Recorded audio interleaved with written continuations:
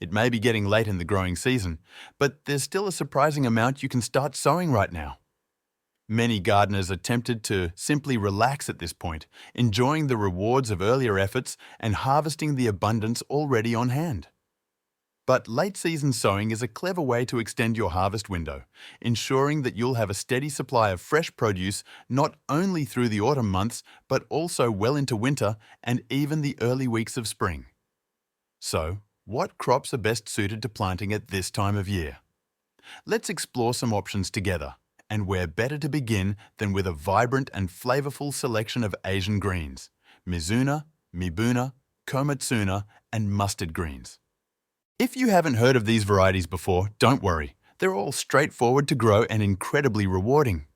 They bring diversity to the kitchen, adding a delightful mix of colors, textures, and spicy undertones to your seasonal meals.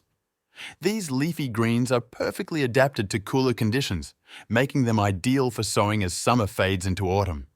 They germinate quickly, grow steadily, and will provide lush harvests within just a few months. Better yet, once the coldest part of winter has passed, they often bounce back, producing a fresh flush of tender leaves in early spring. I'm gardening in a climate similar to USDA Hardiness Zone 8. While our winters are relatively mild, we do get a fair share of frosts, so these greens will appreciate a little extra protection to thrive. Thankfully, all of these Asian greens require nearly identical growing conditions, which makes it easy to sow them together. I've prepared a fine, well-sieved, all-purpose potting mix to give the seeds a great start. In a seed tray, I've made shallow depressions in the soil, ready to welcome this colourful assortment of greens. Let's begin with Mizuna, a plant that's as beautiful as it is tasty. Its delicately serrated, feathery leaves make it a showstopper in the garden and on the plate. Mizuna offers a mild, peppery bite, reminiscent of arugula or rocket, and adds an elegant touch to salads and stir-fries. I'm sowing a light pinch of seeds, about 4 per plug cell. I like to sow all my seeds first, and once the entire tray is planted, I'll gently cover them with a fine layer of compost. Because I'm sowing several different greens in this tray, careful labeling is essential. Next, I'm sowing Mibuna, Mizuna's close relative. Mibuna has longer, spoon-shaped leaves with a more subtle mustard flavor. Like Mizuna, I'm placing around 4 seeds per plug. Now for Komatsuna, also known as mustard spinach. This versatile green forms loose clusters of smooth, glossy leaves that resemble a smaller version of bok choy or pak choy. Young leaves are mild and tender, but as they mature, they develop a more pronounced, peppery tang. Again, I'm sowing 4 seeds per plug. Finally, I'm adding mustard greens, my favorite winter staple. Mustards come in a dazzling variety of shapes, colors, and flavors, from fiery, frilly leaves to milder, broad-leaved types.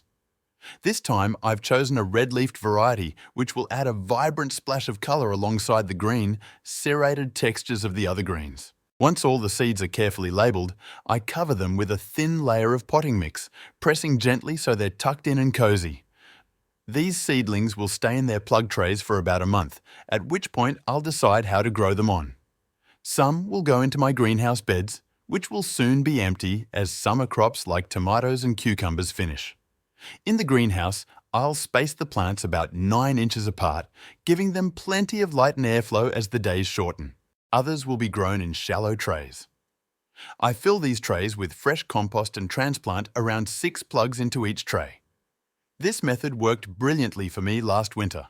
The trays can be raised up on greenhouse staging, which keeps them warmer, gives them better access to light, and makes harvesting easier.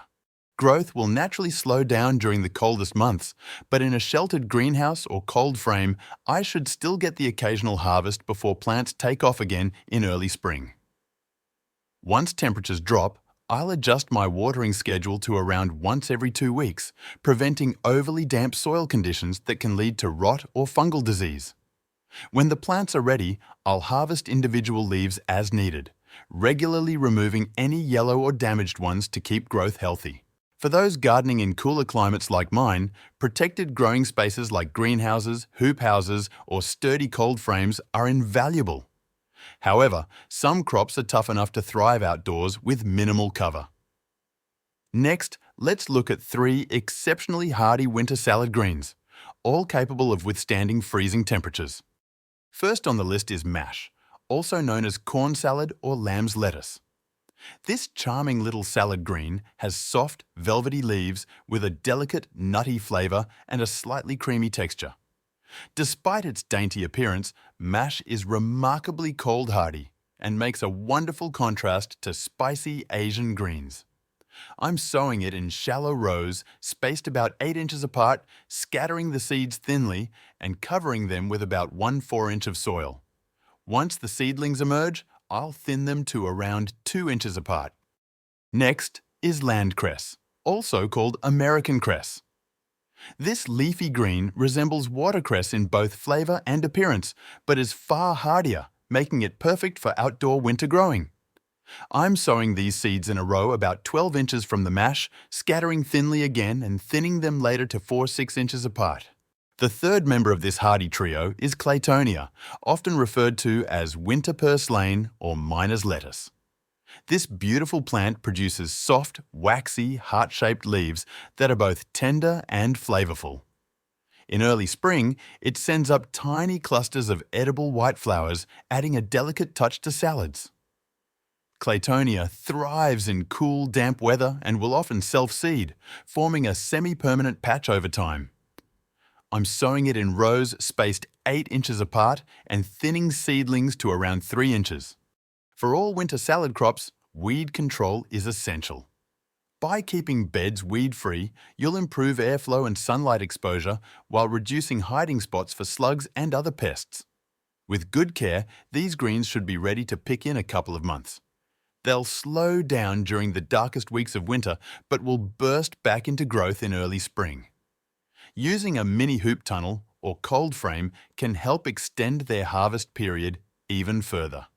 There's also still time to sow some quick-growing root vegetables for a tasty autumn or early winter harvest. One of my favourites is the French breakfast radish, a slender, white-tipped pink variety that's as beautiful as it is flavourful. If the French really do enjoy these radishes for breakfast, I can see why. They're a perfect way to add a peppery crunch to any meal.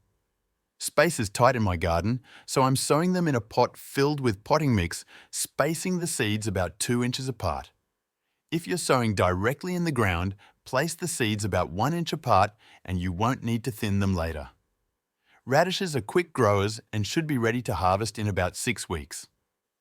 This time of year is perfect for sowing brassicas like radishes because flea beetles, which can damage leaves, are far less active. I cover the seeds with about 1-2 inch of soil and expect to see them sprouting within just a few days, thanks to the residual warmth of the soil. Turnips are another excellent late-season option. I'm growing them for small tender roots around the size of a golf ball. I sow them in rows and thin the seedlings to 3 inches apart, giving the roots enough room to swell. The young greens or turnip tops are delicious too, making these a dual-purpose crop. Because we've had plenty of rain lately and there's more forecasted, I haven't watered these beds, but if your conditions are dry, be sure to water thoroughly after sowing.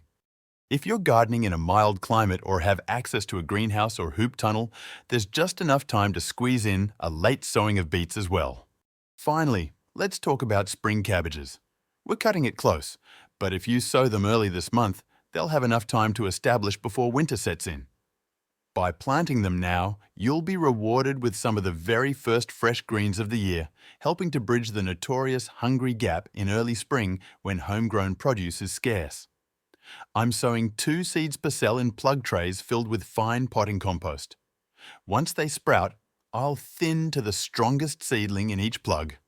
After about 3 weeks, they'll be ready to transplant outdoors. For leafy greens, I'll space them about 10 inches apart, but for dense, well-formed heads, I'll give them a bit more room.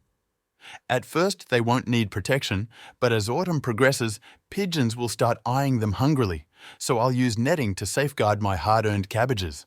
For now, happy sowing, happy growing, and here's to a garden that keeps giving through every season.